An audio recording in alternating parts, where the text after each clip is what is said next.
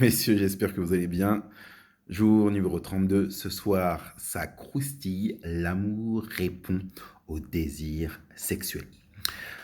Que le mari accorde à sa femme ce qu'il lui doit et que la femme agisse de même envers son mari. 1 Corinthiens 7, verset 3.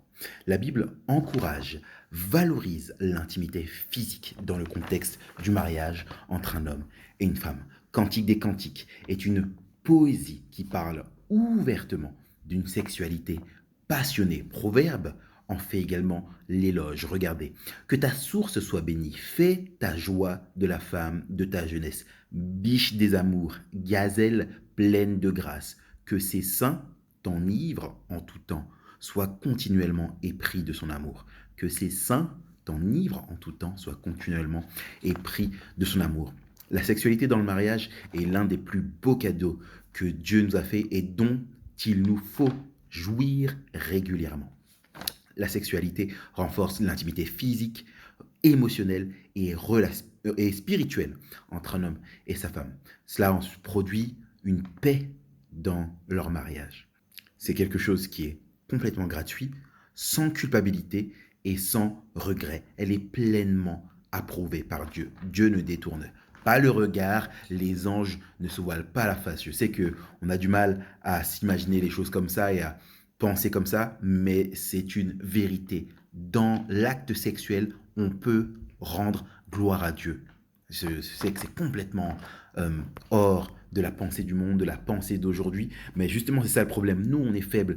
Beaucoup sont pris et affectés par leur passé, trompés par la culture ambiante et tentés par des désirs malsains. Certains pensent que le sexe c'est sale, c'est honteux, on ne doit pas en parler, c'est tabou, il faut le cacher. Ah non, vous avez eu des enfants mais personne ne sait comment vous avez fait, on ne sait pas comment ça s'est passé.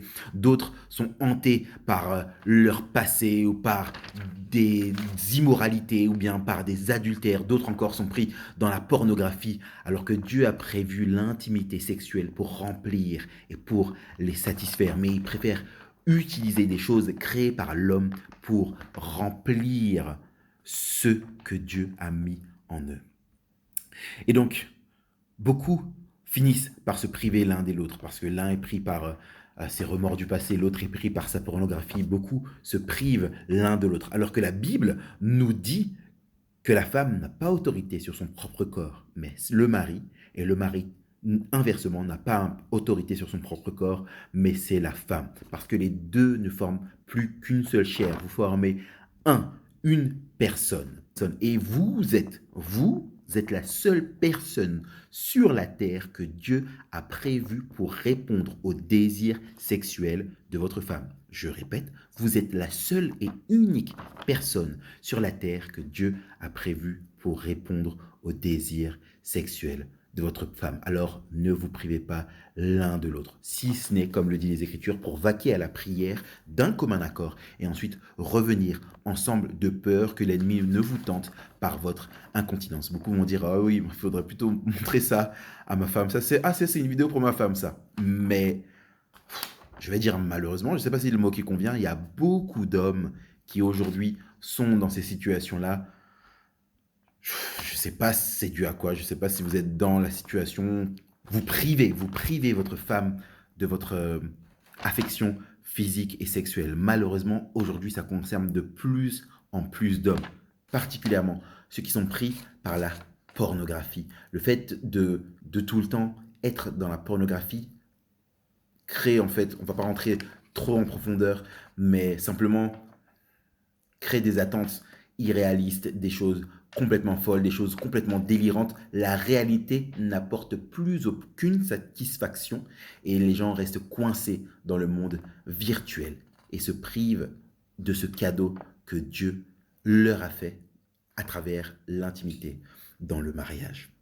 L'intimité n'est pas une monnaie d'échange. Beaucoup l'utilisent comme une arme. Ah, si tu fais ça, tu auras ça. Ah, maintenant, parce que tu as fait ça la dernière fois, bah alors ce soir, tu peux toujours rêver et tout ça. Pas du tout. L'intimité que Dieu a prévue, l'intimité sexuelle que Dieu a prévue dans le mariage n'est pas du tout euh, prévue, planifiée pour être utilisée comme une monnaie d'échange ou comme une arme. Si votre bien-aimé vient frapper à votre porte, votre amour ouvre la porte et répond à son désir.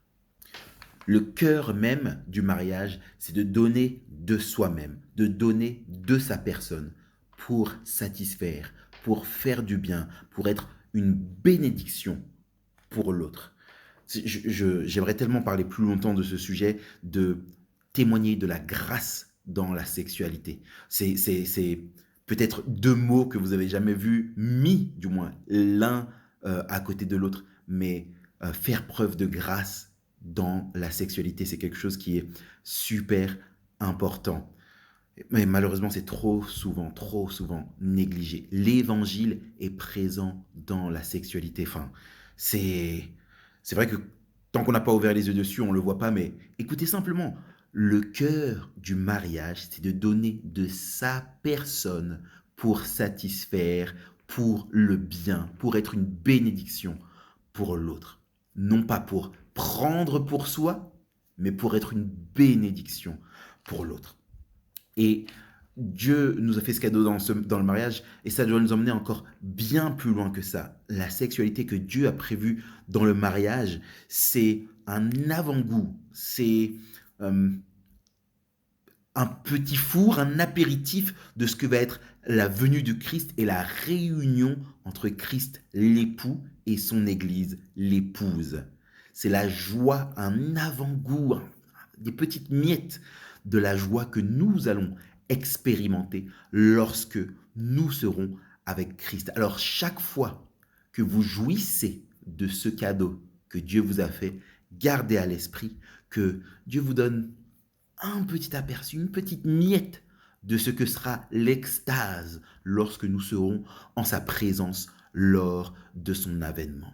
Gardez ça à l'esprit. Je sais que c'est vraiment contre la culture, que ça va pas du tout avec le monde, mais pourtant la sexualité vient de Dieu. La façon dont nous sommes faits, formés, hommes et femmes, c'est Dieu qui l'a fait. La façon dont nous nous apportons du plaisir l'un à l'autre, tout ça vient de Dieu, de la pensée de Dieu, de la vision de Dieu.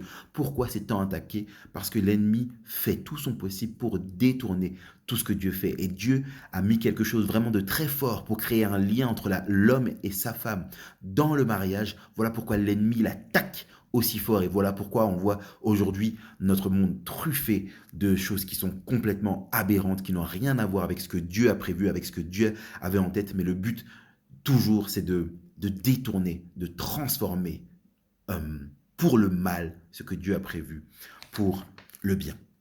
Le challenge d'aujourd'hui, c'est celui-ci. Écoutez, c'est croustillant. Si possible, essayez d'initier ce soir un moment d'intimité physique avec votre femme. Cherchez à donner de vous-même pour lui faire plaisir. Je n'ai pas besoin d'en dire plus.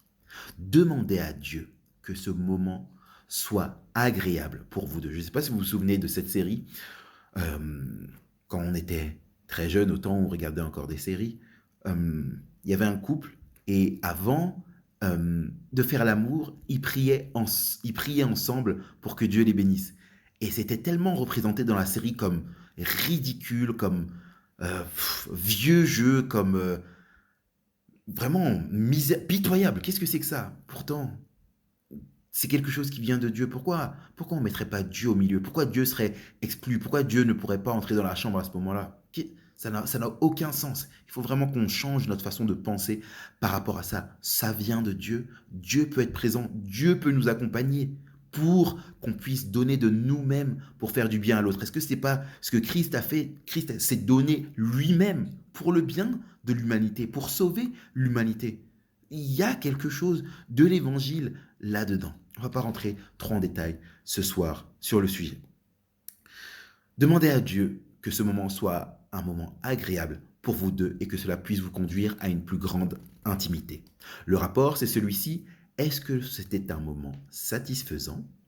Si ce n'était pas comme vous l'avez imaginé, qu'est-ce qui a compliqué les choses? Avez-vous prié avant? Et dernièrement, si cela était un moment satisfaisant pour vous deux, si cela était un moment satisfaisant pour vous deux, qu'avez-vous appris? Je vous laisse, vous allez être très occupés. Très bonne soirée à vous. Glorifiez Dieu dans ce moment-là. Gardez à l'esprit que Dieu est avec vous, que Dieu vous accompagne, que vous glorifiez Dieu, que vous ne faites rien de mal, rien d'impur, vous êtes avec votre femme et Dieu a créé le mariage, notamment pour jouir de ce cadeau de l'intimité physique, de la sexualité. Soyez bénis.